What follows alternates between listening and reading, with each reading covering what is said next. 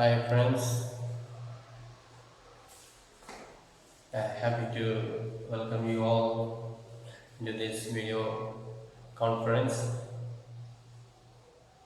Hope you have benefited from the last week's class, and with that confidence I go ahead into this week, continuing with the same topic that we had stopped on Friday, that is about the Indian Constitution.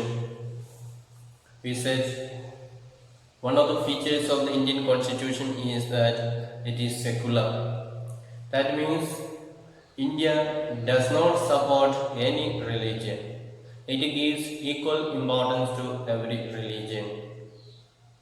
And because in order to keep up that secularism, we said India government is following certain procedures and formats.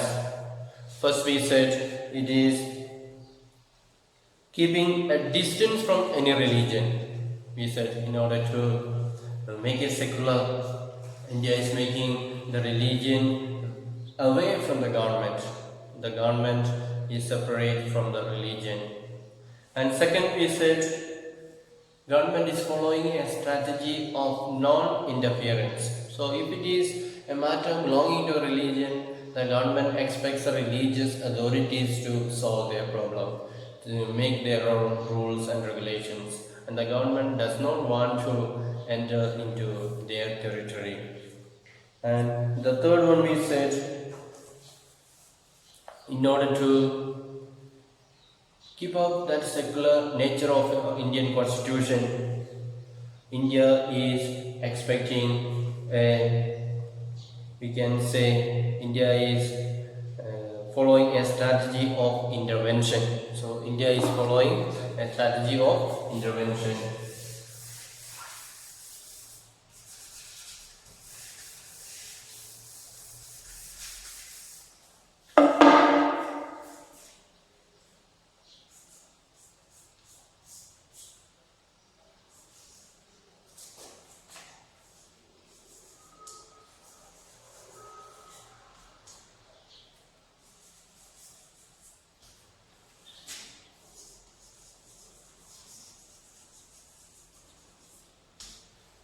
So, India is following a strategy of intervention.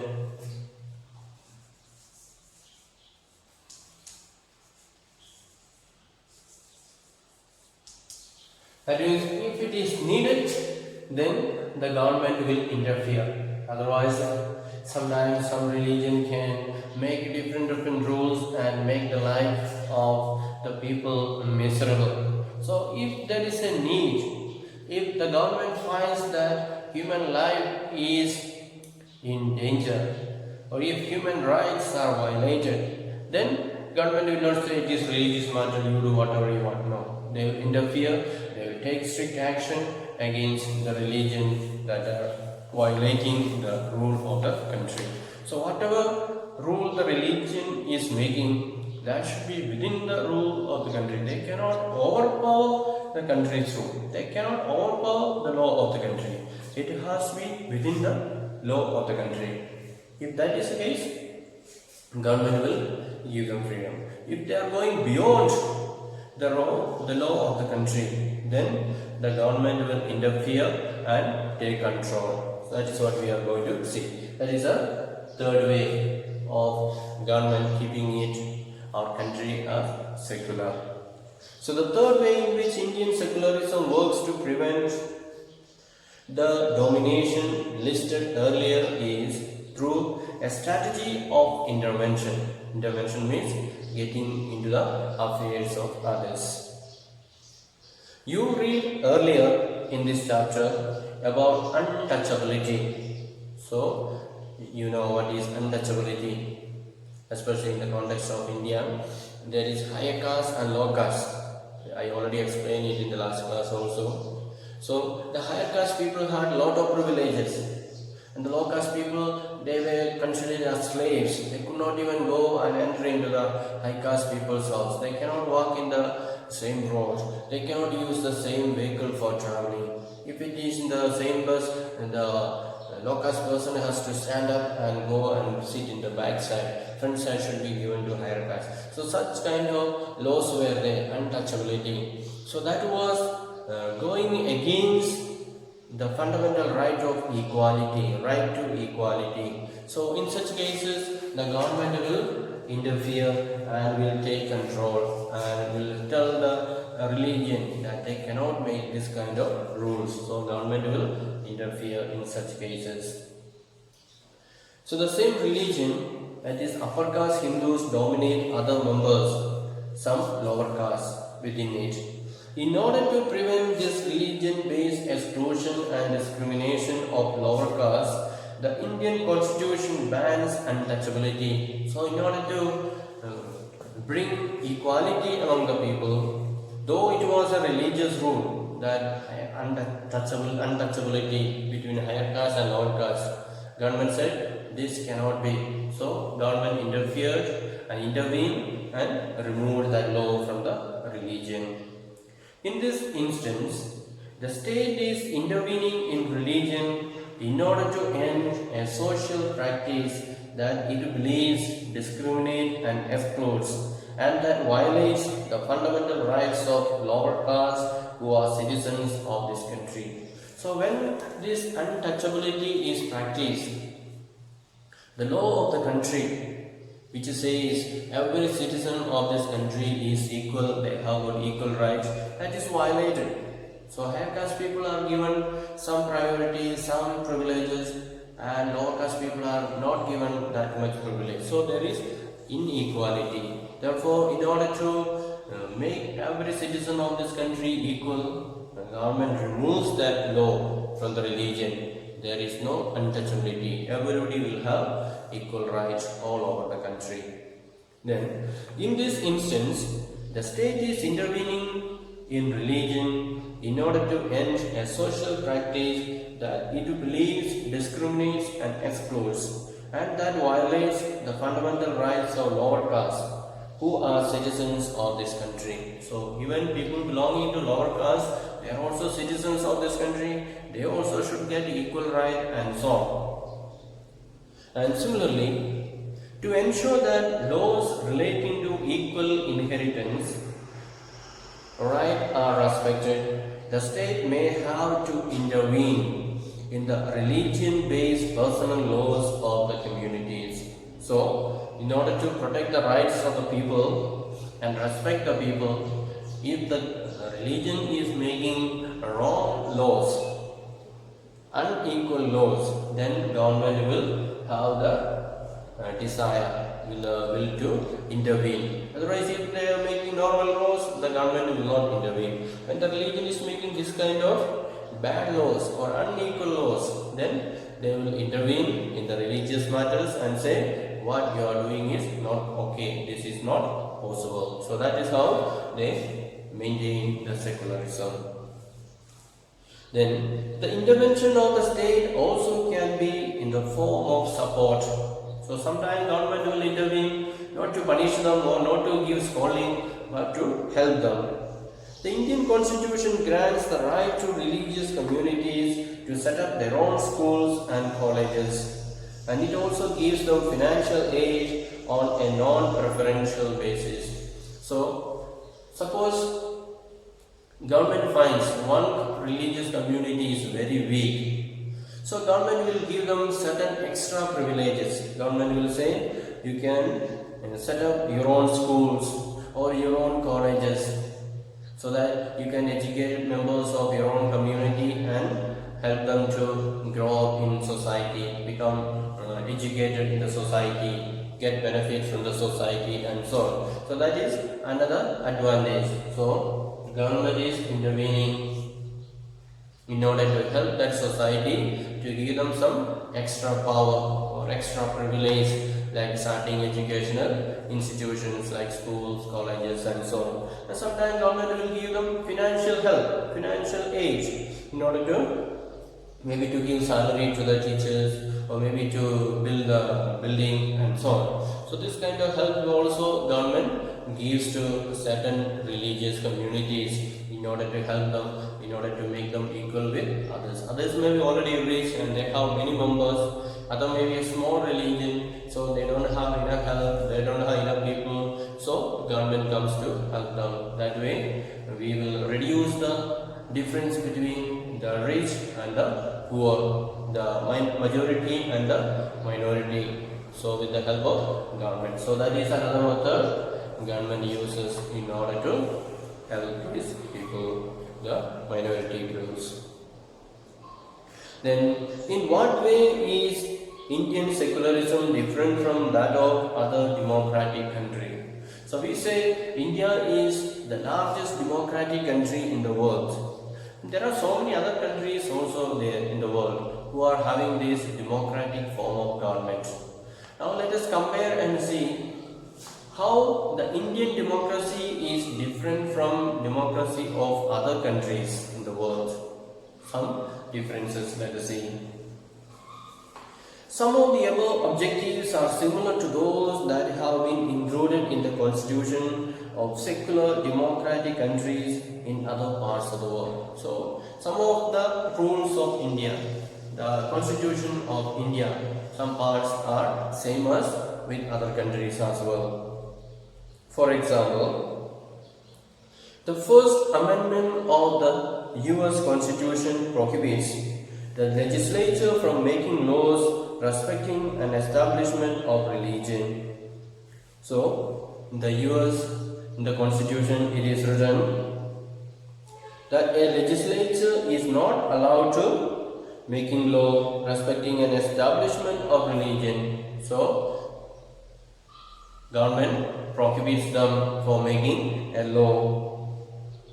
And what is meant by this word establishment is that the legislature cannot declare any religion as the official religion. So, a legislature means MLA, MPs and so. So, they cannot just make a law or make a declaration that this religion is more important or this religion is more needed. They cannot make. So, there should be equality and the state gives equal difference to every religion. So, no showing partiality, no choosing just one religion alone for showing favoritism and so on. Then, nor can they give preference to one religion. So, they cannot just prefer one religion alone. And in the USA, the separation between state and legislation means that neither the state nor religion can interfere in the affairs of one another. So, in the American Constitution, it is mentioned that religion will be separate and the state or the politics will be completely different. They should not interfere in the business of others, affairs of others. So, the religion cannot play politics and the politics cannot play religion. Both should be separate. That is written down in the Constitution of America. So that way their constitution also is secular. Religion is a different opinion, different affair, and politics is another affair. Both should not be done by same person and they should not mix each other and so on. And you can see in your book on the side it is given about the US. So in the United States of America, most children in government schools have to begin their school day reciting the Pledge of Allegiance. So in the United States, the children in the school, they start their school pledging their allegiance, their support to the country. The pledge includes the words of "under God," and it was established more than 60 years ago that government school students are not required to recite the pledge if it is conflicts with their religious beliefs. So when they say pledge, they will say the pledge in the beginning, and in that pledge there is a word called God. So it was not required for them to include the word God, but they have included. And despite this, there have been several legal challenges objecting to the phrase "under God," saying that it violates the separation between church and the state that the First Amendment of the US Constitution guarantees. So many people came forward and said, according to our constitution, this is wrong. We should not include the name God, the word God in the constitution, because it is against what is written down in the constitution. So that way there was some discussion, some arguments and so on. And the above photo shows students taking the pledge of allegiance in the government school in the USA. So in that photo we can see before the class students start standing up and saying their pledge and keeping their hands, right hand on the chest and making that pledge to allegiance to their country under God. Then there is one significant way in which Indian secularism differs from the dominant understanding of secularism as practiced in the United States of America. So we said America is secular, India is also secular, but there is a difference between how it is implemented in America as well as in India, let us say. And this is because unlike the strict separation between religion and the state in American secularism, the Indian secularism, the state can intervene in religious affairs. So that is a difference. We said in India, the government can do intervention in the religious matters if it is required. But in America they said there is no intervention. State is separate, religion is separate. There is completely distancing from each other, the politics and the religion. And you have read about how the Indian constitution intervened in Hindu religious practices in order to abolish untouchability. So just before I explain to you how the government came and said to the Hindu religion that you cannot practice untouchability. That is an example. The government is intervening in the religious matters. It is a religious matter that should practice untouchability. There should be difference between higher caste and lower caste.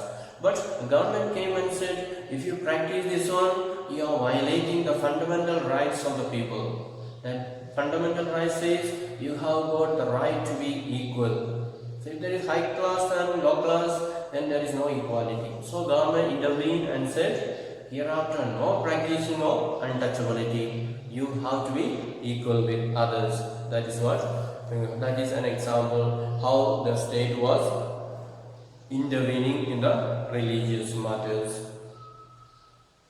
And in Indian secularism, though the state is not strictly separate from religion, it does maintain a principal distance vis-a-vis religion. So, in Indian secularism, we say religion is separate, state is separate, and India is secular. Anybody can practice any religion.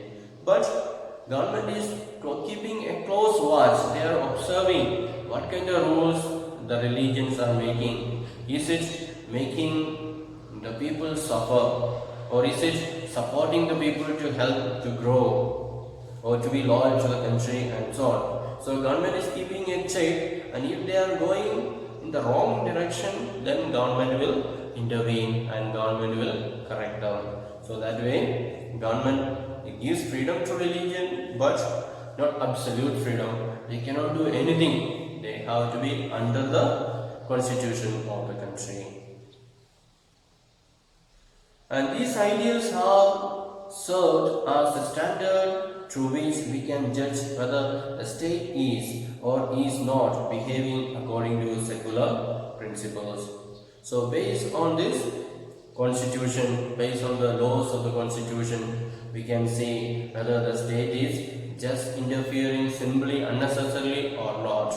So the state is not allowed to interfere unnecessarily unless some people invite, unless some people complain that our fundamental rights are violated. If the people can complain, then the state will certainly enter in and correct the religion and help the people to live a happy life, a honest life, having equal rights and so on.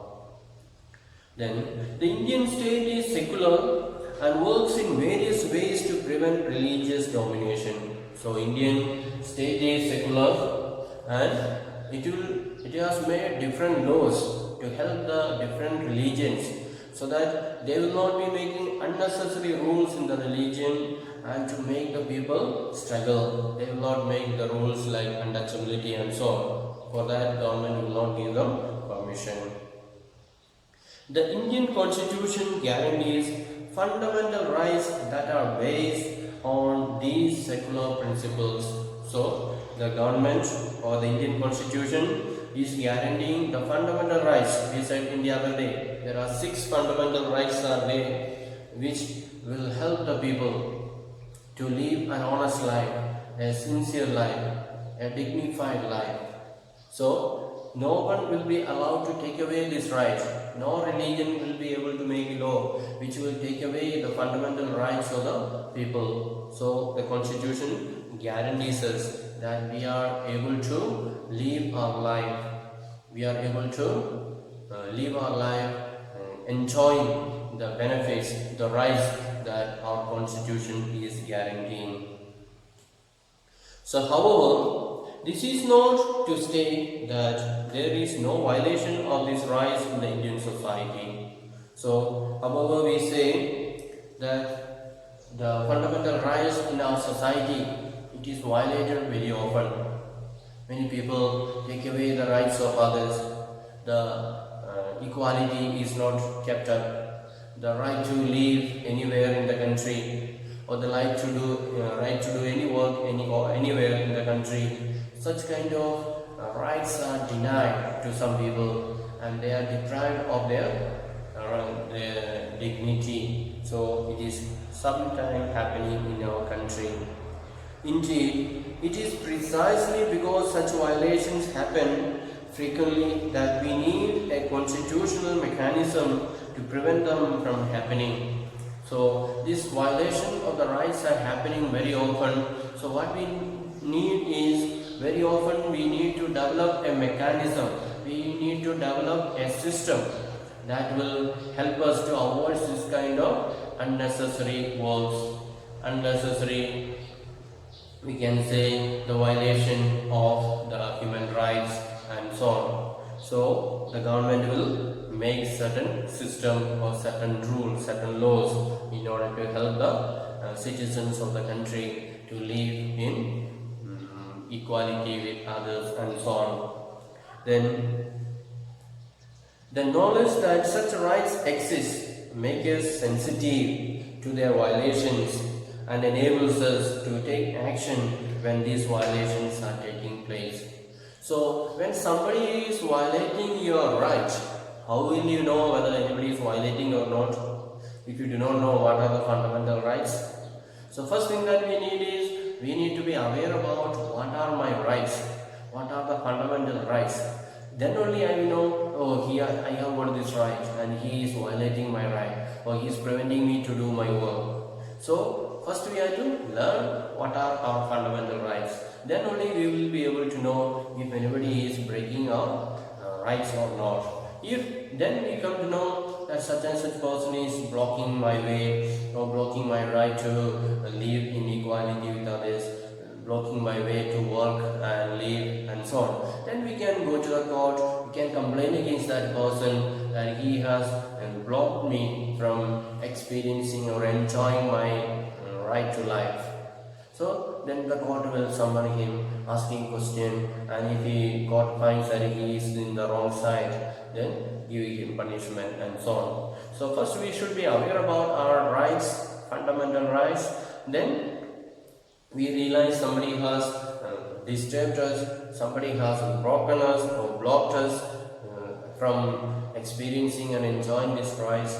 Therefore we can go to the court to get remedy, and that person can be punished. So that is the essential thing that we need to do. We need to have certain knowledge. If we have no knowledge, then it is not possible for us to know whether what are my rights, whether anybody has broken my rights or not, and so on. And there's a small area given at the last. In February 2004, France passed a law banning students from wearing any conspicuous religious or political signs or symbols such as Islamic handscarf, the Jewish kalka, or large Christian crosses.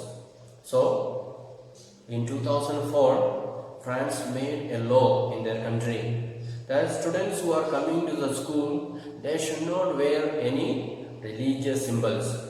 You know, Muslim girls used to wear a scarf, a cloth on their head. That is not allowed in France. Or Muslims used to wear a cap on their head. That is not allowed.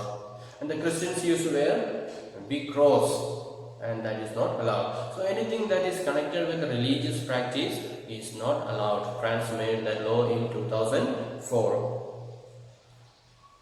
And this law was encountered a lot of resistance from immigrants who are mainly from former French colonies of Algeria, Tunisia and Morocco. So France had lot of people coming from outside. The French had lot of colonies in other countries, just like British was colonizing India. The France also was making a lot of colonies in other countries. So from those countries, many people were coming to France and working there. And their children, some of them were Muslims, some of them were Jews, some of them were Christians, and their children are also studying in these schools in the France. And so Muslims were wearing clothes over their hair. Jewish people were putting cap on their heads, Christians were wearing cross and so on. So all those people were complaining, resisting that we want to wear these things. So they were putting a lot of pressure on the government. And in the 1960s, France had faced a shortage of workers and therefore had provided visas for these immigrants to come and work in the country. So in the year 1960, France found that people are not enough to do work in the factories and so on. So France gave visa to the people from these countries like Algeria, Tunisia, Morocco and so on. Told them, if you want, you can come and work in our country. Gave them visa. So that is how those people came here, and their children began to go to schools and wearing these symbols and so on. So that is what is blocked by the French government. And the daughters of these immigrants often wear headscarves while attending school. So daughters of these Muslim people, they were wearing cap, and also even the Jewish people, they were wearing a scarf or cloth over their head, especially the girls. And however, with the passing of this new law, they have been expelled from their schools for wearing headscarves. So government did not change their law. Though these people were protesting, the government was not willing to change these laws. And so all the children who came to school wearing these headscarves and the skull cap, all that, and the cross, government expelled those students, dismissed those students from the school. So that is another example how the state can make a rule. So in India means government will not interfere. Government said those who want to wear skirt cap you wear, those who want to wear cross you wear, those who want to wear the cap like Punjabis are they wearing turban and coming to the school. So government give them freedom. But in the France that was not the case. Government made a law that those who are coming to school, there should be no religious symbol should be there, and they should come freely saying. So that was all those who disobeyed that law, they were dismissed from the schools. So we have come to the end of the second chapter. Hope you are learning it nicely daily. So you need to read your daily lessons every day, and we need to study daily, and the question answer that I have given, you need to read several times, you need to understand, you need to by heart it nicely. Just writing down and keeping is not enough.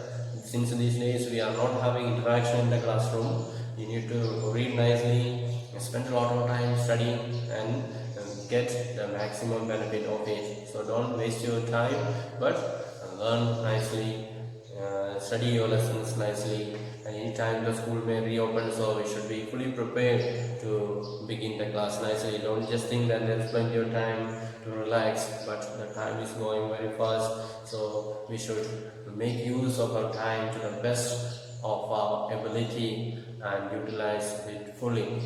And I will give you the question answers today, and you can, after studying this lesson, you can write down these question answers, and after writing in your notebook, you need to take photo of it and send it to my number. I said several times, but some students are not able to understand. They still just remain, they do not know what to do. So in every page I want you to write your name as well. Your name and the date, that day's date. The day on which you are writing the note, write that date, then your name. Every page you have to write. If you have 5 pages, then 5 times you have to write. So then take photo with your mobile and send to me into my WhatsApp number. Okay, send it to me in my WhatsApp number. That is the procedure you have to do. I explained several times, but I think still some students are not yet understood, so I am repeating again and again for their sake. So let us wind up today's class, and I hope you have understood what I said, and very few question answers are there, so I will send those question answers as well, and you will be able to write it down. Then towards the end of the lesson we will find few words are there, new words. It is called glossary. So few words that the key words that we use in this lesson are given there. One is coercion. Coercion means to force someone to do something. In the context of this chapter, it refers to the force used by a legal authority like the state. Then another word is freedom to interpret. So the independence that all persons shall have to understand things in their own way. In the context of this chapter, it refers to a person's liberty to develop their own understanding and meaning of the religion they practice. So people have got the freedom to interpret, to explain what is the meaning of my belief, what is the meaning of belief or believe in my religion. So that is the meaning of this word, freedom to interpret. People have got the freedom to interpret or explain. Then intervene. We already was speaking so long about intervention. So intervene means, in the context of this chapter, it refers to the state's effort to influence a particular matter in accordance with the principles of the Constitution. So it is a particular matter, efforts to influence a particular matter in accordance with the principles of the Constitution. So according to the Constitution, the government can intervene in the state in order to correct their laws, correct their rules, and correct their practices. That way, all the people in the members of the religion will be able to experience equality and oneness, equality, and able to practice all the experience of the fundamental rights that is promised in the Constitution. So that is at the end of this lesson. The next day we will begin the third lesson, that is also in connection with this, the Parliament. About the Parliament of India we shall learn. Until then, bye.